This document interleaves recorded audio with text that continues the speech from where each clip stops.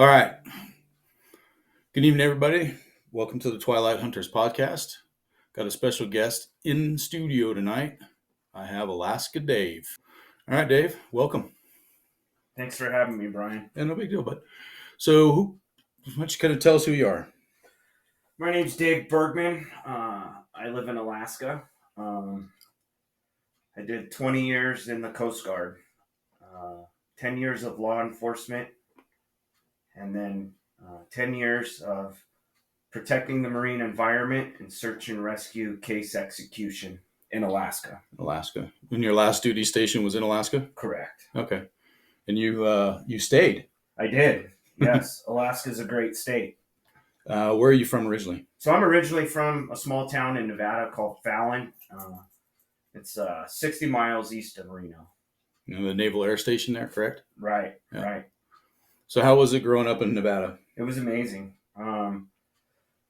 Unfortunately now we have a whole bunch of Californians that moved in, which made housing costs exorbitant, and made it very difficult to get tags in Nevada, both for residents and even more so.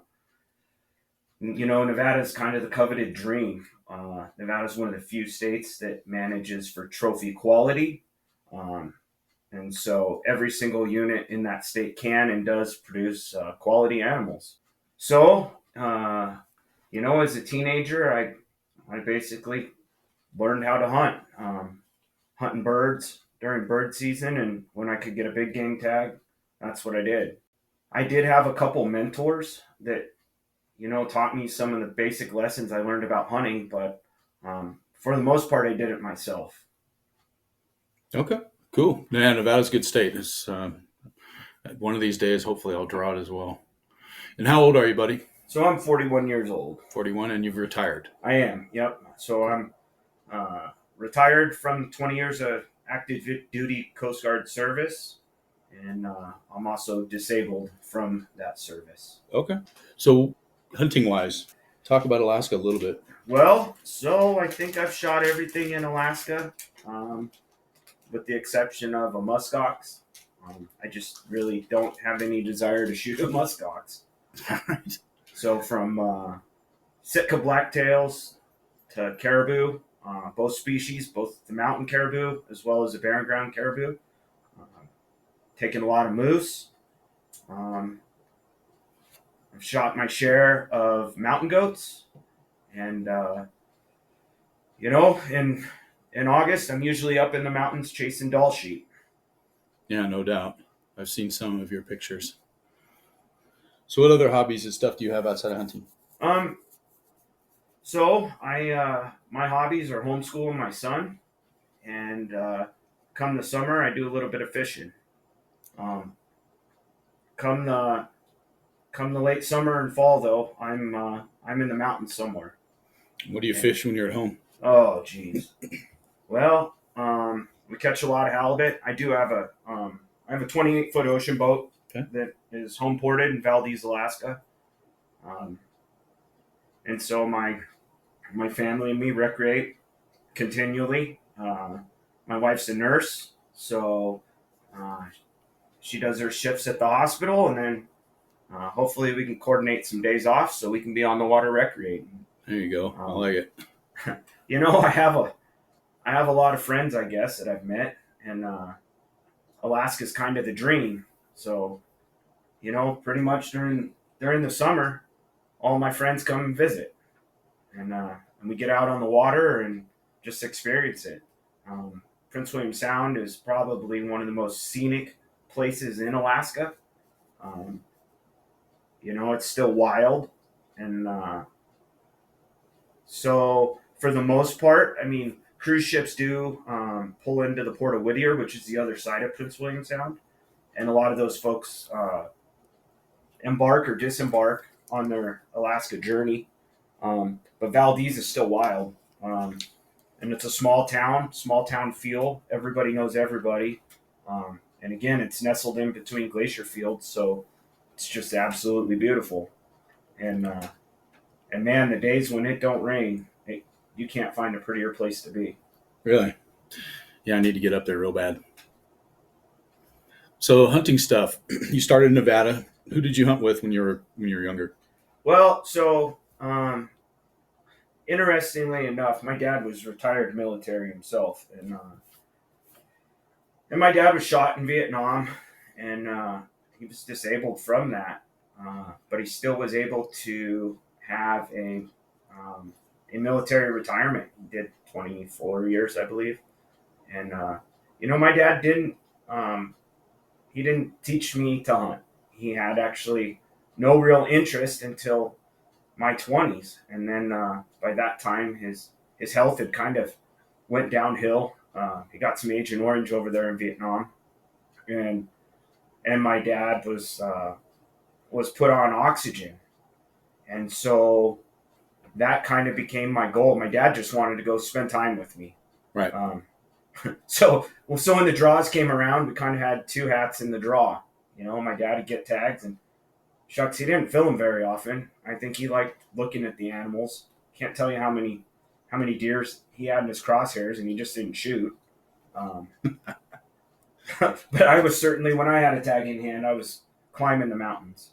That's for sure. So, and then I did. I was involved in Ducks Unlimited for a while.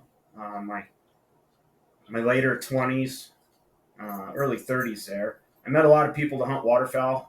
Fowl in Nevada actually used to be the biggest inland marsh in the United States, and just expansive wetlands. So we did a lot of duck hunting, and being in the Coast Guard, you get moved around, and I kind of utilized Ducks Unlimited to meet people to hunt with.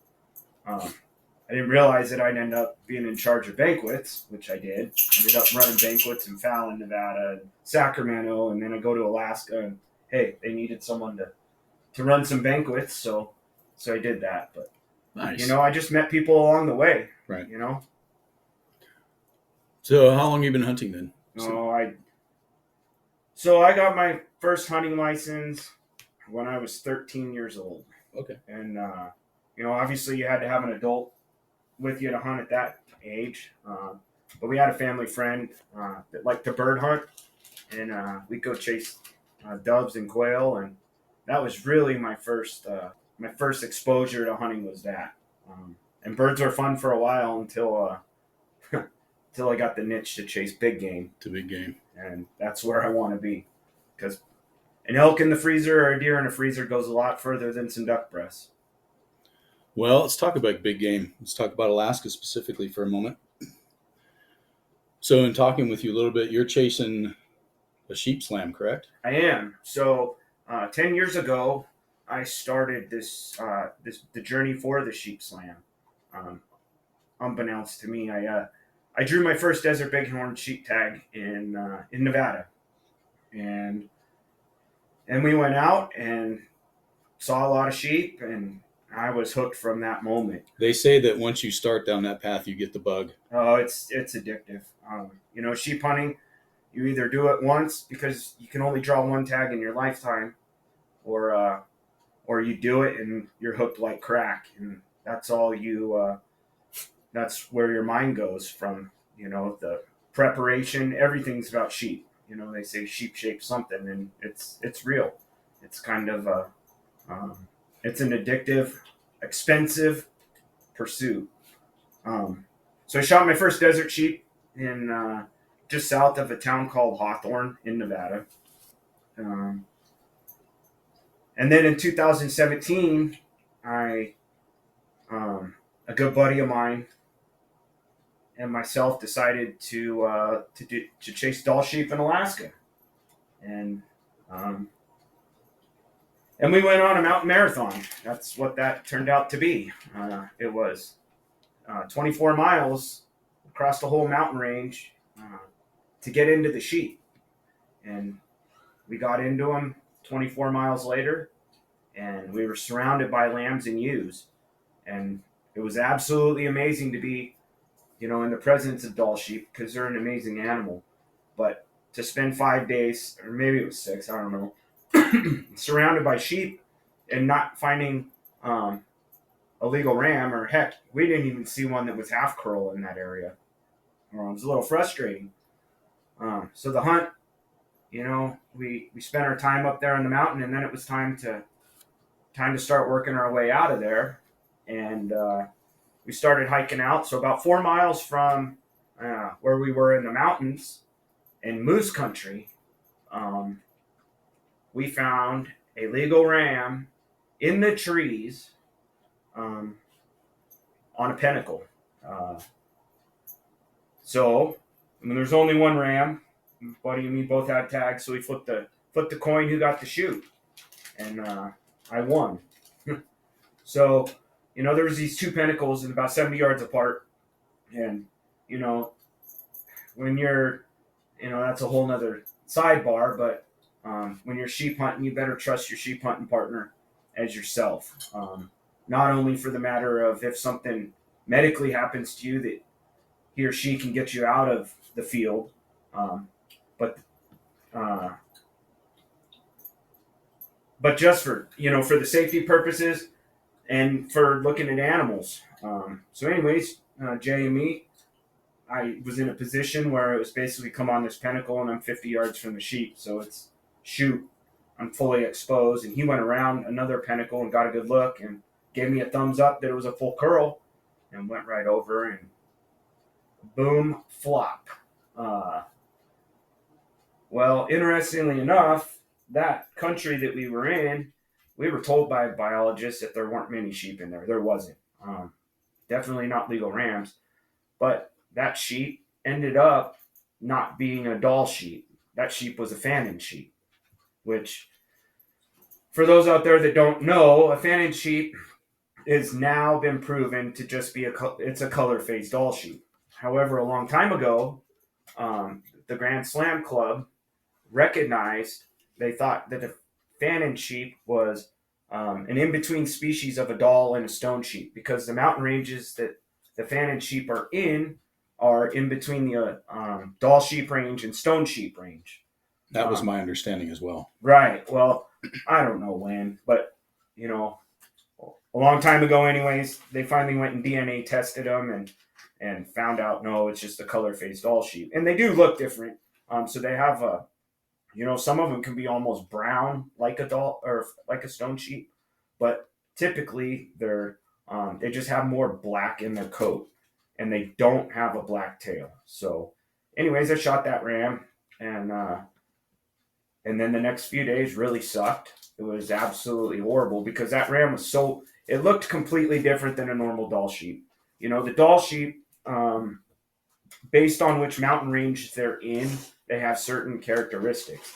Well, this sheep ended up being absolutely wide.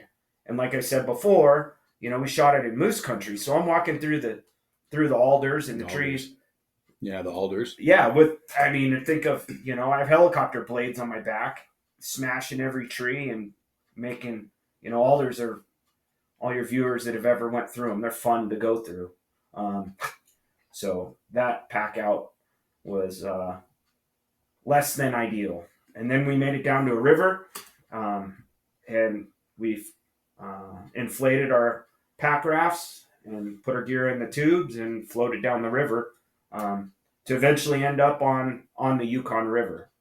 And where we ended up by Deadfalls on that river, we just got lucky and there happened to be a trail. So we walked into the native village there and talked with some of the locals if they could come in and, in that trail and just give us a lift out. And met a great family that had a 6-wheeler, and man, that made the rest of that pack out great. So anyway, so my second sheep was a Fannin, and that was 2017.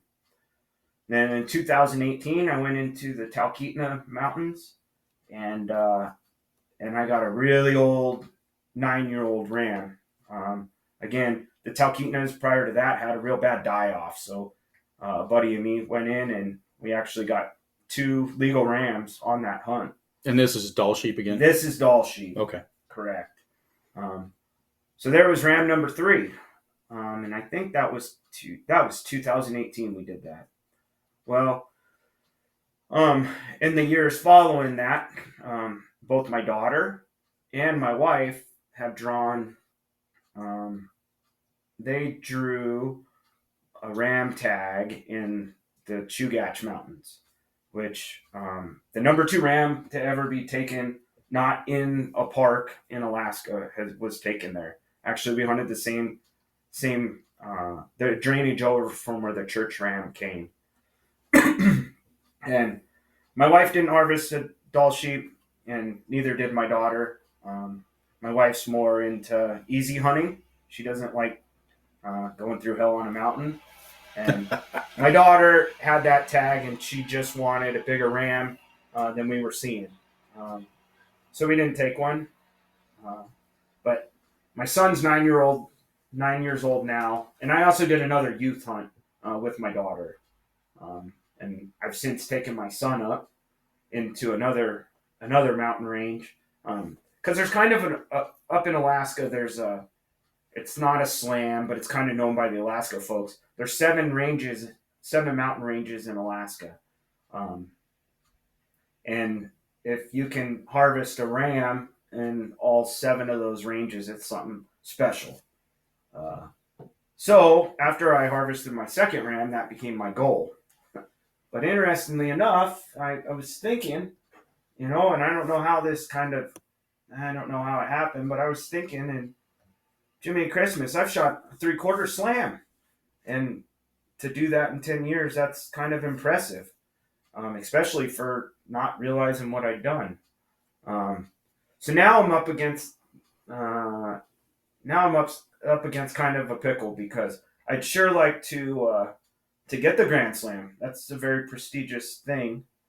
However, being disabled and living on a military retirement, I just don't have the $60,000+ to go to Canada and on one of those guided hunts. Plus, I'd also rather shoot a sheep in America anyways. But as we all know, drawing a Rocky tag or a California tag, that's almost impossible. Even with 20+ points in multiple states, that's still kind of out there. So the Rocky Mountain and the California are basically the same species, correct? Correct. So the California is a subspecies of the Rocky. Okay. And they're found in Nevada, Utah, and Oregon. So pretty much in Nevada, north of Interstate 80, that's where they're found. Okay. And they're found in Oregon and then Idaho as well. Okay.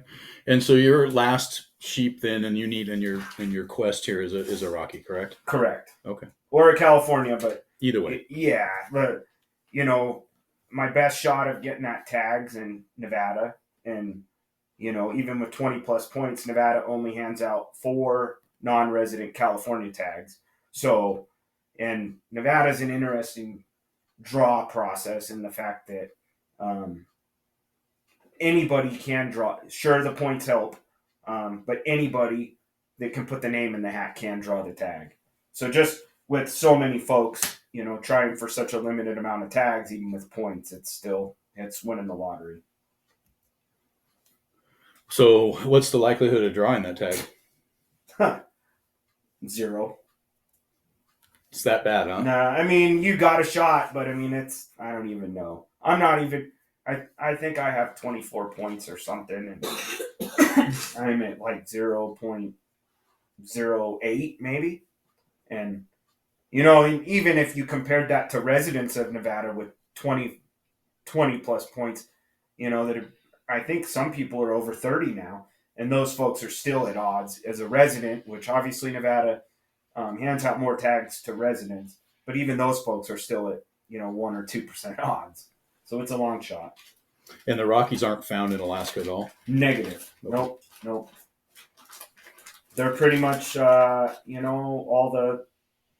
with the exception of California, all the western states, as well as all the Rocky Mountain states. And and they've done a lot of introductions with them too, because I think the furthest, and don't quote me on this, but the furthest east that the Rockies are found is in North Dakota. They've done some transplants there. I believe they're in Teddy Roosevelt National Park. Oh, okay. And they do they do offer a handful of tags once in a lifetime to North Dakota residents. Okay. So what's the plan then? Well, How do you get this done? so I'm 2 years out. So there is one opportunity, and for all your viewers, when I talk about this, it's kind of taboo, but it's the reality. So there is 5 units in Montana that offer an unlimited. It's called the Montana Unlimited Sheep, and how it works is each of those 5 units allow the harvest of 2 rams, 3/4 curl or better. And once those 2 rams are harvested in each of the 5 units, then the state issues in order to close the season, at which time the hunters, you got, I think some units are 24 hours and some are 48 to get out of the field. In some years, in some of those units, they do harvest more than that too, just because they Of the issue timing of it? right. They issue the closure, and people are still afield, and a couple hours later they harvest one. But that's a very similar system, actually, to how many hunts in Alaska are managed. It's in Alaska, it's called a registration hunt, but it's all on the same purpose. The state says, you know, this amount of animals can be harvested, and once they're getting pretty close, the state issues an order, and at which time, that's what you got. So that Montana unlimited sheep hunt is nothing short of a mountain marathon. It is a marathon. You're up at altitude. You're packing heavy packs for long distances, and that's just to get in and be ready. And some of the units have little pockets of sheep in the unit themselves, but the majority of the units have sheep that travel the park boundaries. So basically, the hunters are on the land outside of Yellowstone National Park, waiting for them to cross an imaginary line, and then they pull the trigger. Is there's a lot of competition on that hunt. A lot of people that participate, as well as you have guides. You have guides in there too, and it's not an easy hunt. It's challenging every way possible. So my plan, fortunately, I've been, and I'm not saying this to boast or anything. However, many of the hunts that I've done in Alaska for sheep are very similar to this hunt, in the sense that some of the mountain ranges have park boundaries, so you have to pack in a long way. I mean, it is Alaska, so the possibility is that you could be flown in via bush plane to cut down some of the hiking. But some places you can't get a plane in, or it's not allowed. So you're waiting on sheep movement in and out of the park boundary. Okay. So if you draw this tag, then what? Well, so this tag's it's an over-the-counter permit. It Okay. costs $1,250 for non-residents, as well as whatever the Montana license is. And the average on the hunt, the do-it-yourself guys, sure, people get lucky. I mean, it's only a 2% success rate across the board. Let's throw that out there. But the average do-it-yourself hunter is doing this hunt for, multiple years just to learn the country. And so you have a large learning curve, and that's how you accomplish it. So my plan, I'm basically, the season opens up in the unit that I'm interested in on 15 September. So I'm going to go in 2 weeks early, and I'm going to try my best to figure something out that first year. What happens, happens. And then if I got to keep going back in subsequent years, well, so be it. Cool. So is this going to start for 2025 or 2026? 2026. Okay. What do you think? Well, and a little bit more to the plan too. Nowadays everybody can put something on YouTube for other folks to watch. I kind of have a unique story that I would like to tell on this hunt.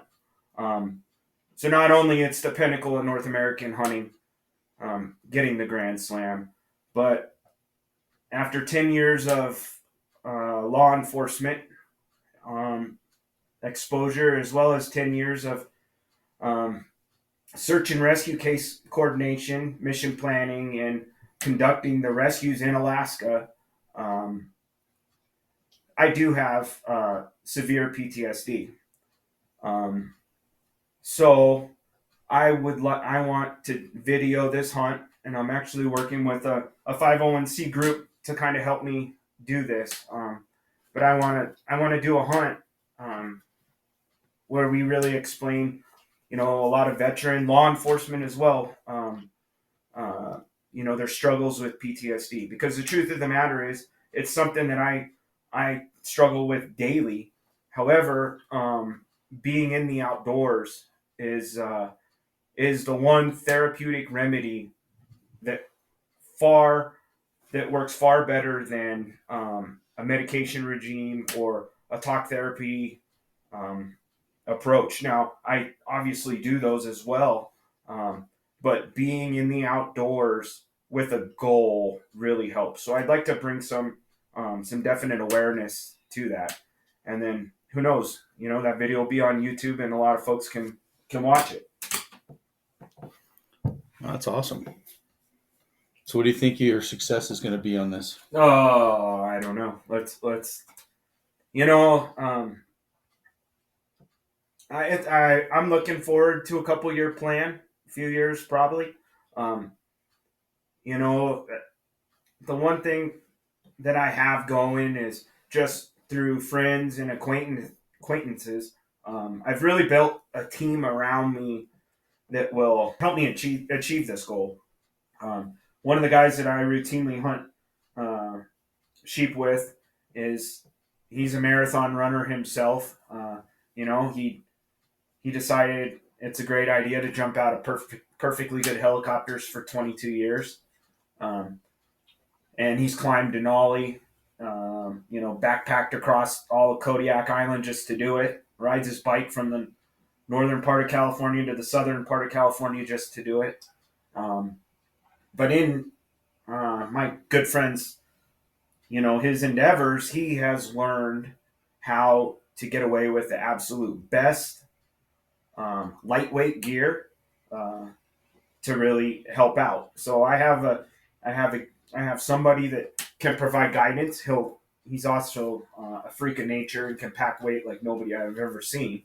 Um, but I got a friend that's willing to really help me out with the gear that I don't already have, which I've spent a small fortune on having the gear already. But there's always something latest and greatest, and it really does help. I mean, every ounce on the mountain is an ounce that's on your back. So any way to shave it is imperative. I mean, you have to. But you also, at the same point, have to have that gear that if you're stuck on the mountain, that gear is not going to fail. I mean, that's just the truth of the matter. I also have another good friend who's a guide. He's probably one of the best California bighorn sheep guides in the state of Nevada. He was a professional bobcat trapper for many, many, many years, and he knows every single road in northern Nevada. But he also has that experience with sheep hunting. He knows far more than I'll ever know. Just for he gets to sheep hunt every year. Right. So he was also with me when I shot my first desert sheep. So what a way to close it out. And then I hear you're kind of working out a little bit too. So sounds like we need another camp mule. Well, I'm willing to go for sure. So let's talk about preparation then. And we've got into some equipment stuff. So let's go down that path. What does it take to prepare for this? Well, so essentially, like I said before, this is a mountain marathon. And that's exactly what it is. The only difference is we're not running, we're not riding a bike, and we're not swimming. We're on foot, hiking, probably a significant amount of time off trail with heavy weight. So, that's the hardest part. I mean, the reality is a lot of people, they can go short distances with heavy weight, but long distances for days on end, it's challenging. So what I do to stay in sheep shape, and I will say this too. A couple years ago in 22, I had my ACL replaced, and I also had a damaged MCL. So, and for anybody that's ever went through an ACL replacement, that's the one, the one repair on your body where you have to take the doctor's orders to a T. Um, but that did affect mobility. Um, so it slowed me down significantly. And this is the first year where my body's finally back where I can perform at those optimum levels. Cool. So my workout routine, let's see. So it all depends on the day. But I do 5 miles with 45 pounds. I do 5 miles with 75 pounds, and I do 5 miles with 65 pounds. And that's my through the week. So essentially, and what I also do is um, I do a weight day, then I do a speed day, and then I do a distance day. So, on those distance days, I'm 10 plus miles with weight, um, and I just do it. The importance of that too. Like, I mean, that's a lot of grind on your body. So obviously, you definitely need to take the appropriate vitamins. I mean, that whole regimen. Eat healthy. I mean, I eat zero junk food. I just don't. You know, um, I don't lift a whole lot of weights. I do a little bit, but not a lot of weights. But the one thing that I would say that helps with that heavy weight is a very strong midsection workout. Your core. Yeah, and that working that core is like you could do bench press all day, and sure you could throw a lot of weight up there, but man, if you can get that core, you can throw that much more weight up. So, Well, I don't think that bench presses and all that stuff anymore really it really gets us where we need to be for being in the mountains. right, but what I'm saying is your growth on that, if you have a strong core, will be there, right? Yeah. And then, I mean, you also need to have that core there because packing that weight is going to grind on your body somewhere. Obviously. And you can train your midsection, you know? Yep. So how's that changed as you've gotten older? Because you started sheep hunting, clearly in your 30s, and now we're into our 40s. What's that look like? A lot smarter. That's what's changed. We're not as young as we used to be, and it's not a sprint anymore. It's a marathon. So if it takes long to get there, so be it. It takes long. I don't. Sure, there's a time where you need to run up that mountain, but most of the time, you can, think smarter, not harder, and the success is there. The one thing about sheep hunting too, routes is definitely a lot more important now. When I was younger, it's just get up there, go through the grind, and get up there. Where now, I look at a mountain, and I'm not going to say I didn't look at it when I was younger either, because of course I did. But now it's definitely pick that route. Right. Is it safe to go this? I mean, that's the big thing now. You're a little more choosy about the routes you're taking. Absolutely. Sure. And then you need, when I was younger, I didn't think twice about it. Just get up there and then figure it out later. Well, as I'm older, no. Let's get up there. Let's get up there safe, and let's also find a safe way to get down. Yeah, that makes sense. So we've talked about fitness. Let's talk about equipment.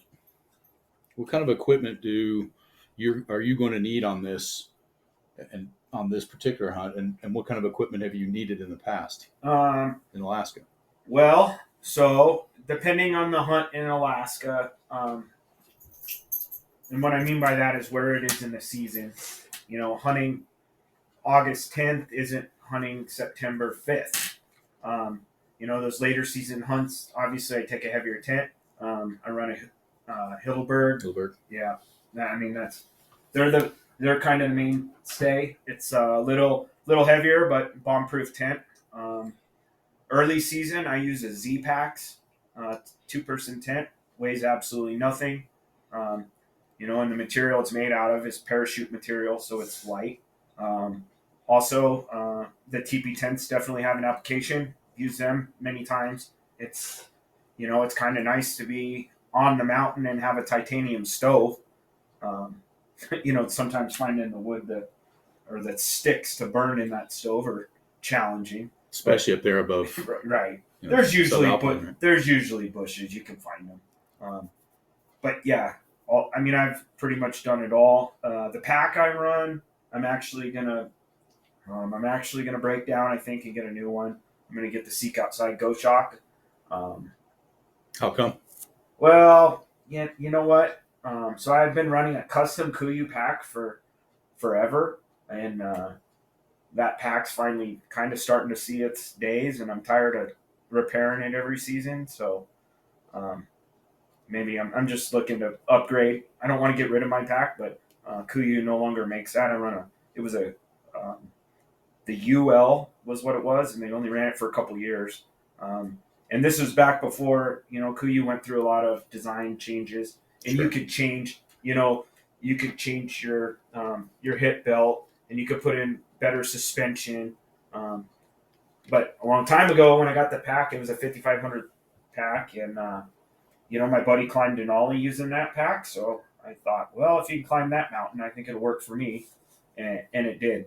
The problem I have is I'm not a real big guy. I'm only 5'7", and so those bigger packs just don't really fit me well. So finding that pack that fits perfect, which is, that's paramount, obviously.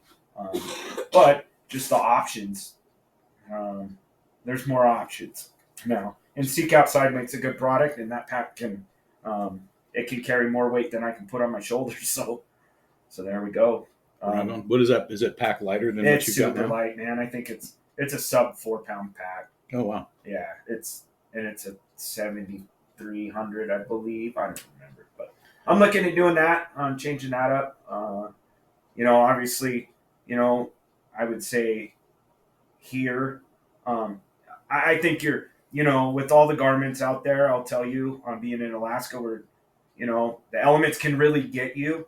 Merino wool's paramount. Have to have merino wool. Obviously, you have to have a bomb-proof outer shell. Um, and then the puffy components, they obviously have their place as well. Yeah, but it's got to be drier for that, right? Well, you have an outer shell, right? So I'll you put put it that on outer top. shell on, and it ain't gonna breathe as good, but it'll Sure. work. And that's the thing too. Like, you're going up in the mountains. We're not going on a date with our wife. We're not gonna smell great. But you just need the garment. Everything you have in your pack better serve a purpose. Um, and sure, you can add a couple luxuries, but at the end of the day, it's weight. And what's your biggest weight that you're going to have besides your optics is your food. And, food will keep you alive. So Yeah, so you're really a minimalist type of hunter. It's really absolutely. not a lot You of. have to.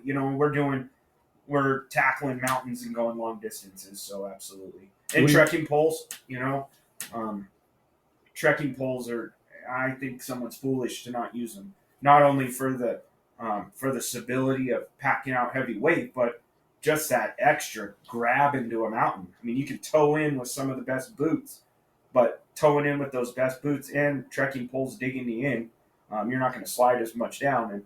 And stuff's slick at times. So Well, and what goes up must come down too, right? right. So the trekking poles certainly help in both directions. Absolutely. And then sleep system. So I'm a big fan of the quilts that come out now. For this isn't a quilt like we put on our couch. So many of the premium sleeping bag makers now make quilts, which are essentially, they have a toe box of a mummy bag, but it's a three-sided sleeping bag, and your sleeping pad acts as the fourth side. So basically, they have, they'll have elastic or something that goes around your sleeping pad to hold it in place. But that's a way to shave weight. And also too, so like you can get away with a 32-degree bag, which packs down to nothing. Um, I like a 20-degree bag just because I like that extra little puff to it. But you can wear a down garment around yourself in your bag, and that adds 10 degrees to your sleeping system. So essentially, with a 32-degree bag, you're now at a 22-degree bag. Okay. And having a pair of down pants and a down puffy, I mean that's a light, very durable garment. And if you go light on pants that you're taking with you, you can always run your rain pants and puffy pants, which are garments you need to have as an extra day while you wash your pants in a creek or air them out or whatever. Okay. So let's talk. You're hunting with a rifle. Yes, Okay. Do you bow hunt at all? I have, but not in a sheep, Okay. not in a sheep hunt yet. No. All right. And so what's your weapon of choice in this hunt? So I like going big or go home. So I shoot a 338. I like the ballistics on a 338. It's a big bullet, and on so I shoot the Kimber Montana with the Zeiss scope on it. I've been shooting it for years. I started hunting with that gun because I live in bear country, and I'd rather have a big rifle if I got to use it for a bear than carrying a smaller rifle and a handgun. So I shoot a 338, shoots flat, shoots long, and it's a big bullet. So you hit what you're shooting at, and it's falling over. Now I will say sheep as a species, not including your Californias or your Rockies, because they're rather large on the hoof, right, compared to a Dall sheep or a desert sheep. Now I wouldn't use that rifle on a desert sheep because desert sheep have big horns and big heads and small bodies, so that's obviously overkill. Um, but I would still use that rifle for shooting at a Rocky and shooting at a California if I ever get the opportunity. And then I've shot sheep with it in Alaska. It's all the same thing. Shooting a big bullet. It's all about shot placement too. I mean, you shoot a big bullet and you smack bone, you're going to do damage. But that's the same thing that's going to happen where you shoot a smaller rifle, hit bone, it's still going to do damage. So shot placement is absolutely paramount. And you talked about going in for 2 weeks early on this hunt in Montana, right? Right. So and food being the heaviest portion of your gear, what are you going to do for 2 weeks? Well, so kind of what I think I'm gonna get as far in as I can. I'm gonna probably cache something in there, and then so I have an operating location. So I have to maybe go 5 miles to resupply, vice all the way to the trailhead. So I'll go in heavy, and pretty much do the preparatory work on the front end. So I'm ready. I'm ready to go. Right Who on. knows? Maybe I can get lucky. Maybe I'll break down in my luxury item. I'll take a fishing pole with me because maybe some of those high alpine lakes have, maybe they have some trout up there, and well, trout over a campfire. Yeah, it doesn't get much better than that. Right, and after eating a packaged meal for however many days, that's pretty good. Yeah, it gets old pretty fast. All right. Anything else you want to add on your sheep hunt, bud? No, I'm going into it. I'm going to be in the absolute best physical shape possible. The other thing I would say, maybe it's my own opinion, maybe not, but you you can never do enough for physical exertion. The reality is the mountain's going to hand it to you. Period. That's just the way it is. You can do all the preparatory world in the work in the world, and then you still get up there and that mountain beats you up pretty good. No, the mountain doesn't care, right? No, and so and this is my own opinion, but I think sheep hunting is it's 50% physical and 50% mental, because you have to have the desire to go, because it's gonna suck, and that it's gonna hurt. You're gonna have hot spots on your foot, and you're doing something hard. So either you embrace the suck and love it, or you hate it and go home. Well, I embrace that suck and go for it. Um, so yeah, and then the other thing too, we could talk about it like in Alaska. So Alaska manages the sheep for 8 years old, full curl, or double broomed. So you know, I don't know I think don't quote me on this, but I think it's somewhere like 30% of sheep um, never can make full curl. They just genetically can't, right? So then you have to find a legal ram that's 8 years old. Well, if you've ever checked a sheep in, many times the biologist, you can put two biologists together, and that's a 9.5-year-old ram, and that's an 8.5 year. They can't even get the Agree. they can't because of the false annuli and whatnot. Um, so that can be very frustrating. You do all this effort up in Alaska, and I'm not willing to spend all that effort to accidentally shoot a ram that's not legal. I'm not going to do it.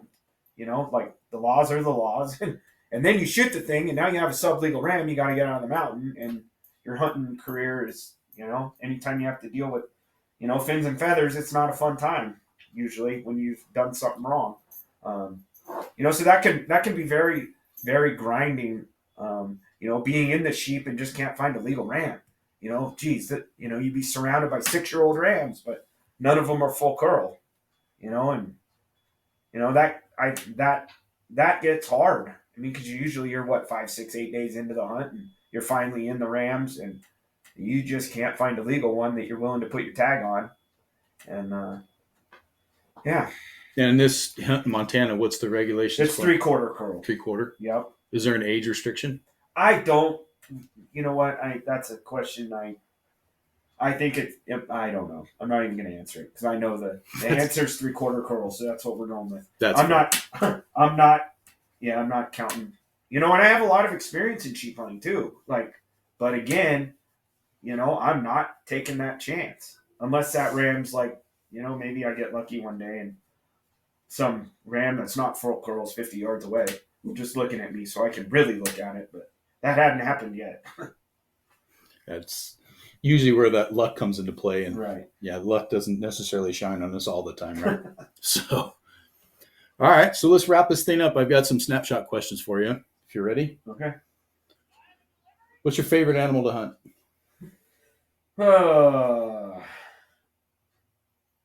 I don't know. That's such a hard question. Like, I have hunted. I've been very fortunate to hunt a lot in my life, and I think every single one of my hunts has its own special time.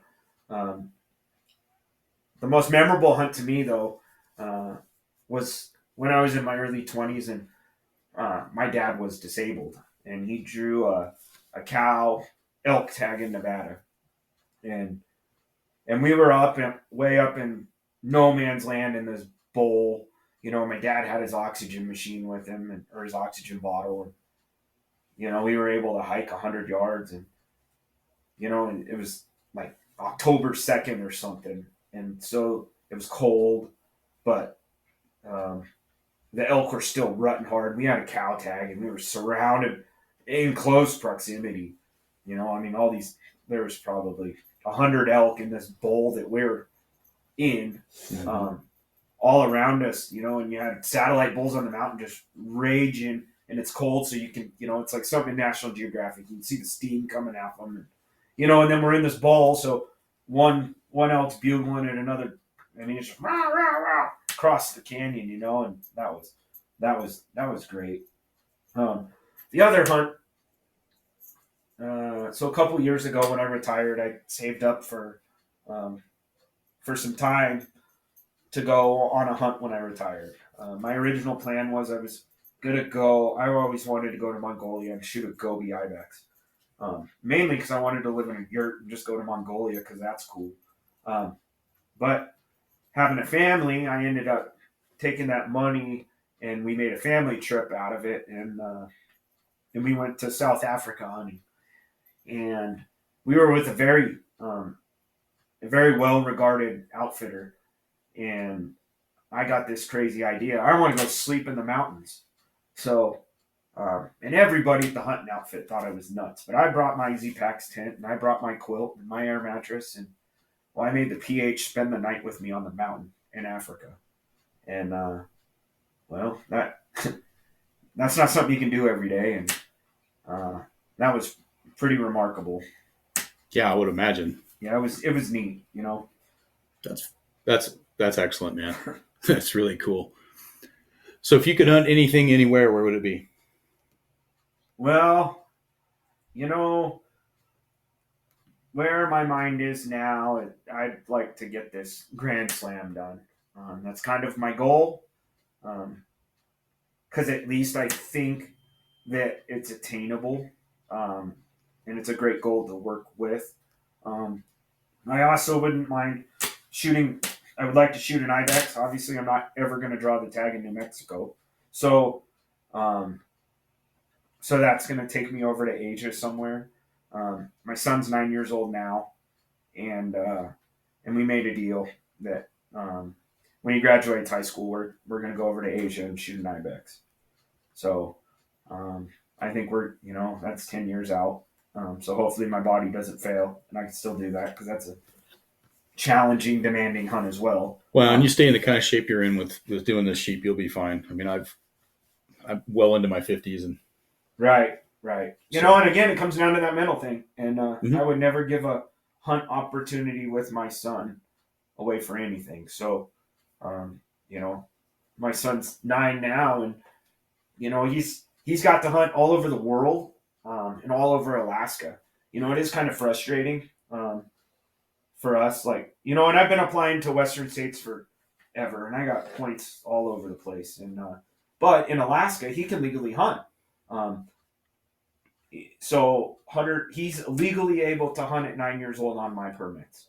But when we come down to the lower 48, he's not able to hunt in any of these Western states until he's 12 years old. Well, the kid's been hunting since him and me went sheep hunting for when he was 7.